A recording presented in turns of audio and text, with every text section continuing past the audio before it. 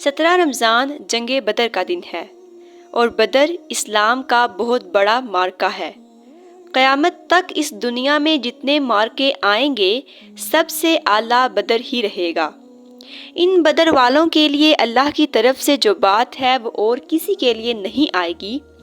اللہ کے نبی نے فرمایا کہ اللہ نے میرے بدر کے ساتھیوں سے فرما دیا ہے کہ جاؤ جو مرضی کرو، میں نے تمہیں معاف کر دیا۔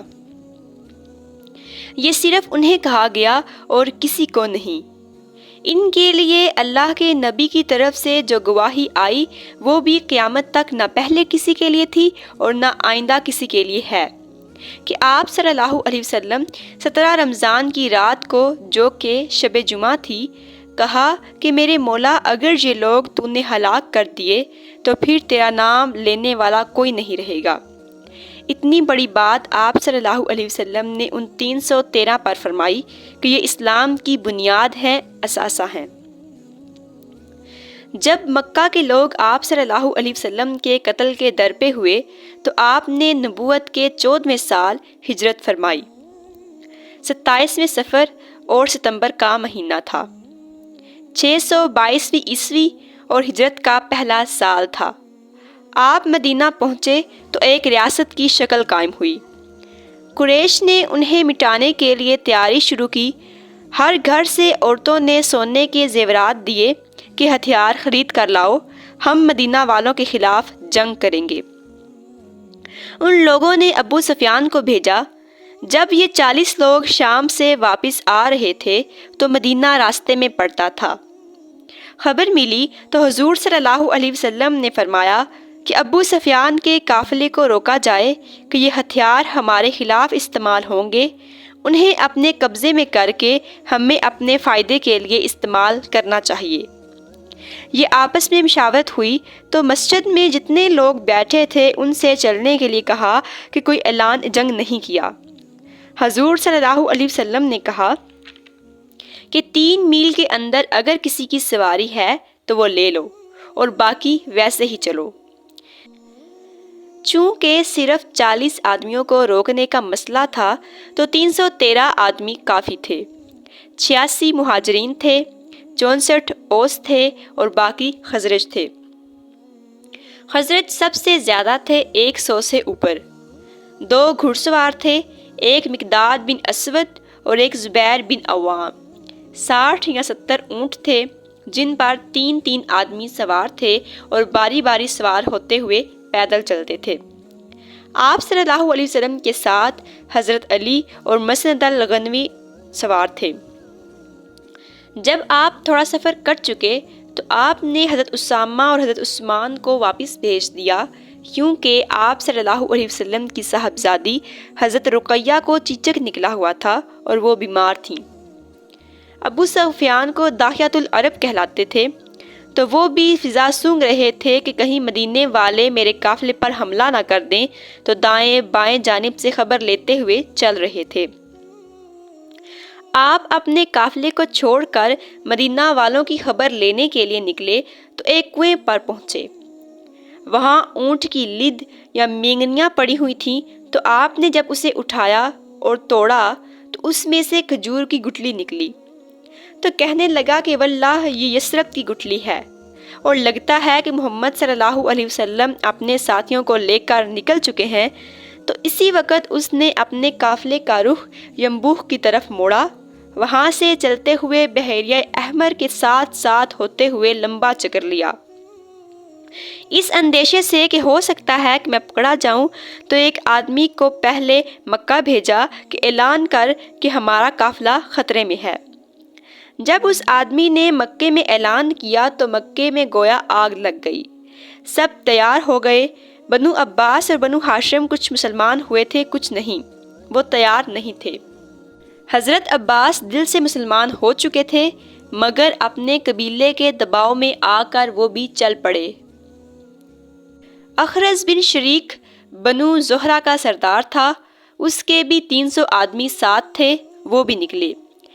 لیکن جب کچھ سفر ہو گیا تو ابو سفیان کا پیغام آیا کہ ہم مدینے والوں کے خطرے سے نکل آئے ہیں، تو لہٰذا تم لوگ واپس آ جاؤ۔ تو تحکیم بن حزام جو بعد میں مسلمان ہوئے، انہوں نے کہا کہ اب تو ضرورت نہیں ہے جنگ کی، لیکن ابو جہل نے کہا کہ ہم بدر جائیں گے، وہاں لونڈیاں نچائیں گے، شرابیں پئیں گے، اونٹ ذبح کر کے کھائیں گے اور اپنا جشن منا کر پھر واپس آئیں گے، اس سے پہلے کبھی واپس نہیں آئیں گے۔ یہ لوگ اپنے ظلم اور تکبر میں چلے آئے۔ جب اللہ کے نبی بدر کے قریب آئے تو وہ 1000، یہ 313، وہاں 100 گھوڑے، یہاں 2 گھوڑے، وہاں 600 تلواریں، یہاں 8 تلواریں۔ جب یہ منظر دیکھا تو کچھ مسلمان گھبرا گئے۔ حضرت ابو ہریرہ کی جو پہلی جنگ تھی وہ موتا تھی، اس میں روم 1,00,000 تھا اور صحابہ 3000 تھے، تو ابو ہریرہ کا رنگ بدلنے لگا۔ ثابت بن اکرم انصاری پاس کھڑے تھے، کہنے لگے ابو ہریرہ لگتا ہے بڑا لشکر دیکھ کر ڈر رہے ہو۔ ابو ہریرہ نے کہا کہ ہاں۔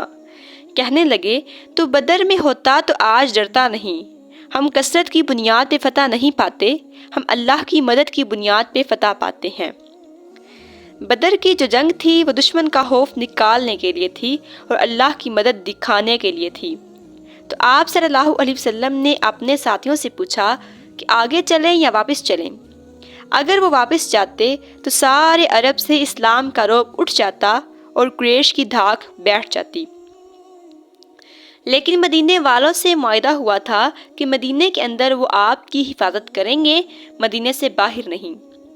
تو مقداد بن اسود کھڑے ہوئے، کہا یا رسول اللہ صلی اللہ علیہ وسلم، ہم بنی اسرائیل نہیں ہیں کہ جنہوں نے اپنے نبی سے کہا تھا کہ تم جاؤ اور تمہارا رب جا کر لڑے، جب فتح ہو تو ہمیں بھی بلا لیجیے گا۔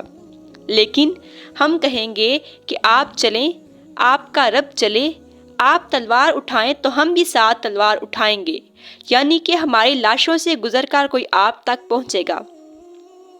یہ سن کر آپ صلی اللہ علیہ وسلم کا چہرہ کھل اٹھا۔ پھر آپ صلی اللہ علیہ وسلم نے دوبارہ پوچھا، کیونکہ آپ چاہتے تھے کہ مدینے والے بولیں۔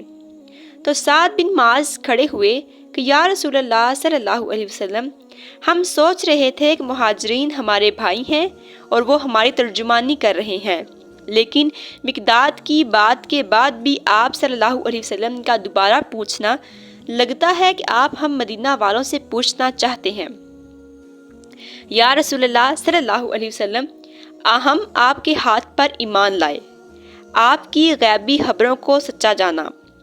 پھر یا رسول اللہ صلی اللہ علیہ وسلم، جس سے لڑانا ہے ہم حاضر ہیں، جسے توڑنا ہے ہم حاضر ہیں، جسے جوڑنا ہے ہم حاضر ہیں، ہمارے مال لے لیں، جو لے لیا وہ ہمیں زیادہ محبوب ہے۔ آپ فرمائیں کہ سمندروں میں کود جاؤ تو مدینے کا بچہ بھی پیچھے نہیں ہٹے گا۔ آپ فرمائیں کہ آگ میں کودو تو ہم جل کر راکھ ہو جائیں گے۔ آپ فرمائیں کہ یمن تک اپنی سواریاں دوڑاتے جاؤ تو ہم پیچھے مڑ کر نہیں دیکھیں گے۔ یا رسول اللہ صلی اللہ علیہ وسلم، ہم جنگ میں ہمیشہ ثابت قدم رہے ہیں، ہم نے دشمن کے تیر سینے پر کھائے ہیں، پیٹھ پر نہیں۔ یہ سن کر آپ صلی اللہ علیہ وسلم کا چہرہ گلزار ہو گیا۔ تو آپ صلی اللہ علیہ وسلم نے لکڑی سے نشان لگا کر بتایا کہ کل کہاں کہاں کس کس کی لاش پڑی ہوگی۔ جمعہ کا دن آیا تو آپ صلی اللہ علیہ وسلم نے صفیں درست فرمائیں۔ تو خزیہ جب صف میں کھڑے تھے تو ان کا پیٹ تھوڑا باہر نکلا ہوا تھا، تو آپ صلی اللہ علیہ وسلم نے انگلی چبوئی اور کہا کہ پیچھے ہٹو۔ تو خزیہ نے کہا کہ حضور صلی اللہ علیہ وسلم، آپ نے مجھے تکلیف پہنچائی۔ کہا کیسے؟ بولے انگلی چبو کر، اب میں آپ سے بدلہ لوں گا۔ تو اللہ کے رسول نے کہا کہ لے لو۔ خزیہ نے کہا کہ ایسے نہیں، میرا پیٹ ننگا تھا۔ آپ نے انگلی چبوئی، اب آپ نے زرہ پہنی ہے، اسے اتاریں، میں اسی جگہ انگلی چباؤں گا جہاں آپ نے چبوئی تھی۔ آپ صلی اللہ علیہ وسلم بہت حیران ہوئے اور پیٹ سے کپڑا اٹھا دیا، تو خزیہ فوراً آپ صلی اللہ علیہ وسلم کو چمٹ گئے اور بوسہ لے لیا۔ بولے کہ یا رسول اللہ، مجھے لگتا ہے کہ میں جنگ میں بچوں گا نہیں، اس لیے سوچا کہ آپ کا بوسہ لے لوں، اور وہ اس جنگ میں شہید ہوئے۔ آپ صلی اللہ علیہ وسلم نے صفیں درست کی اور کہا کہ جب تک وہ حملہ نہ کریں تم نے نہیں کرنا، جب تک وہ قریب نہ آئیں تیر مت چلانا۔ قریش کی طرف سے عتبہ اور شیبہ نکلے، یہ دونوں بھائی تھے، اور ولید بن عتبہ یعنی کہ عتبہ کا بیٹا۔ یہ عجیب جنگ تھی، ادھر بھائی کھڑا ہے تو ادھر بیٹا، ادھر ابو حذیفہ کھڑا ہے تو ادھر ولید، دونوں بھائی تھے، ادھر حمزہ کھڑے ہیں تو ادھر عباس کھڑے ہیں، ادھر بھانجا کھڑا ہے تو ادھر ماموں کھڑا ہے، ایک طرف چچا ہے تو دوسری طرف بھتیجا۔ اسی لیے تو اللہ نے کہا کہ جاؤ جو مرضی کرو، میں نے تمہیں معاف کیا۔ اوف اور معوذ دونوں بھائی تھے، اور عبداللہ بن رواح، یہ تینوں عتبہ اور شیبہ کے مقابلے میں آئے۔ عتبہ نے کہا کہ کون لوگ ہو؟ انہوں نے کہا کہ ہم مدینہ والے ہیں۔ کہنے لگا شریف لوگ ہو، واپس جاؤ، تم سے لڑائی نہیں ہماری۔ اور اعلان کیا کہ محمد صلی اللہ علیہ وسلم ہماری قوم کو آگے بھیجو، ان کھیتی باڑی کرنے والوں سے ہم کو نہیں لڑنا۔ پھر اللہ کے رسول نے کہا کہ حمزہ اٹھو، پھر آپ نے اہل بیت کو اٹھایا، کہا حمزہ اٹھو، عبید بن حارث بن عبد المطلب اٹھو، علی بن ابی طالب اٹھو۔ یہ تینوں نکلے، جب سامنے آئے چونکہ خود پہنا ہوا تھا تو عتبہ نے کہا کہ کون ہو؟ کہا میں علی، میں عبید، میں حمزہ۔ کہا اب ہمارے جوڑ کے ہو۔ تو علی اور ولید، شیبہ اور عبید، عتبہ اور حمزہ، یہ لوگ آمنے سامنے آئے۔ حضرت حمزہ نے پہلے ہی وار میں عتبہ کا سر اڑا دیا، حضرت علی نے پہلے ہی وار میں ولید کا سر اڑا دیا۔ شیبہ نے تلوار ماری تو حضرت عبیدہ کا پاؤں کٹ گیا تو وہ گر پڑے۔ پھر دونوں چچا اور بھتیجا نے مل کر شیبہ کا بھی سر اڑا دیا اور عبیدہ کو اٹھا کر واپس لائے تو حضرت عبیدہ رسول اللہ صلی اللہ علیہ وسلم کے قدموں میں گر کر کہنے لگے کہ یا رسول اللہ صلی اللہ علیہ وسلم، میں شہید ہوں۔ آپ نے کہا کہ تو شہید ہے اور میں گواہ ہوں۔ جب یہ تین گرے تو ابو جہل نے کہا کہ انہوں نے جلد بازی کی، گھبراؤ نہیں، حملہ کرو۔ ادھر آپ صلی اللہ علیہ وسلم نے فرمایا کہ تیر سنبھال کر رکھو، جب وہ لوگ زد میں آ جائیں تو تیر چلانا۔